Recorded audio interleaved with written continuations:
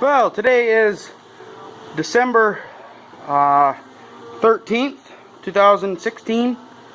It is cold as hell outside.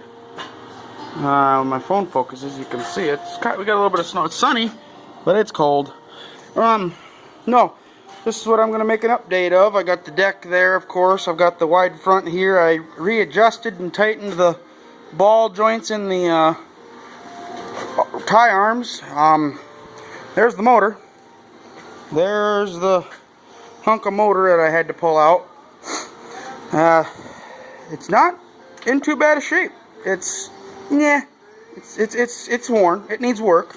But I'm gonna pull the pressure plate off, and then get the clutch disc out, and then I think I'm gonna pull the flywheel off as well, just in case I have that instance where the crank would have to come out. Then I will work at it with then.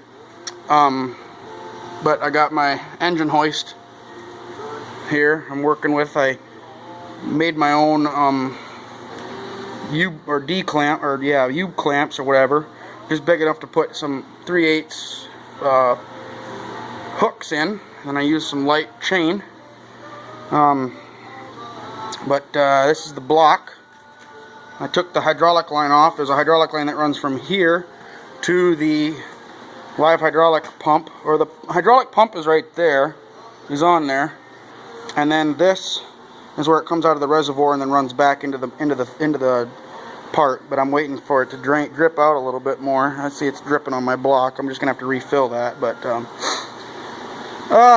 as we sit right now, I've got everything out. This is the clutch housing. It's not too bad in there. It's full of crap, which it usually is. They usually are. I took that door bottom panel off to get into inside the thing. I need to clean that crud out of there. The starter sitting here. Can't really see it, can you? Yeah, there you go. You can see it. Then my bearing, the pilot bearing, the throwout bearing. It's pretty worn actually, and it actually is stiff. I bet you that bearing went out a while ago, because there's a notch wore into the. Other than that, wore out there. It's coming apart rather good. Like I said, I got it sitting on blocks. It doesn't look like it's stable, but I'm not gonna have kids or anything in here that's gonna be underneath it, so I'm not too worried about it. If anything, I'll just run a loop through these and place something a little more sturdy. Maybe I should make a stand out of some I-beam or something, but I want to make a set of splitting stands so I don't have to use an engine hoist to split tractors. But as it goes, that might be my only option here. So, but no, I got parts sitting. I've got kind of a mess in here, but I've got parts sitting. I got my furnace burning nice and hot. When I started in here this morning, it was it's almost 60 degrees now. It was about 10, so I've gained almost 50 degrees in about an hour or so. I got some wood in there. I got a nice hot fire going, which is nice, because then I can work in the nice hot shop, and I don't have to play with if I can get this log trough back in. Oh, darn it. Ah, screw it. There we go. There we go. I'm getting it preheated for Grandpa, because he'll be out later.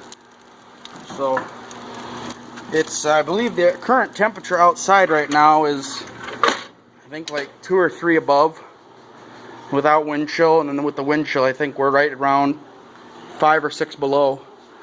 But no, that's what I've got going on here right now. I'm not going to go much further back than the clutch here. I don't need to. The transmission and everything is fine. And the axles and stuff are all good. There's not leaking any oil out of there, so I'm just going to go as far back. I'm going to get that, put a new seal in here anyways, because it was oily to begin with. That should have a new seal back here, and then put new seals in the front half where it connects to the pump itself right there. I'll probably get new points and stuff, but then I'm going to get the clutch done, and then I've got to get the next big thing is getting these sleeves pulled And then I got to get that stupid bolt that I got snapped off in there out yet. I'm still trying to decide what I'm going to do about that. I haven't come up with a bulletproof plan yet. But I think with these when I pull the sleeves, I can get in there, and then I will be alright to heat a little bit of the cast. I don't want to do it excessively because I don't want to warp the cast, but I'd like to try and get it at least heated enough so it'll relieve that bolt, and I can get that stud bolt out of there. So, yeah, things are dirty. It looks kind of dirty. I use sawdust, for God's sakes, as a floor dry.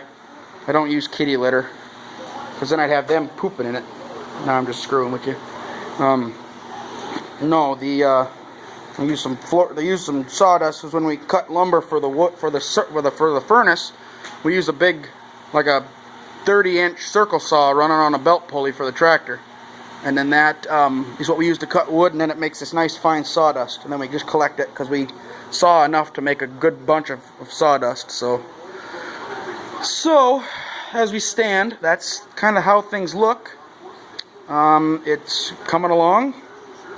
And we'll kind of get an update. I've been busy with other stuff, so we'll see what things bring, and we'll see what kind of update I can bring you next time.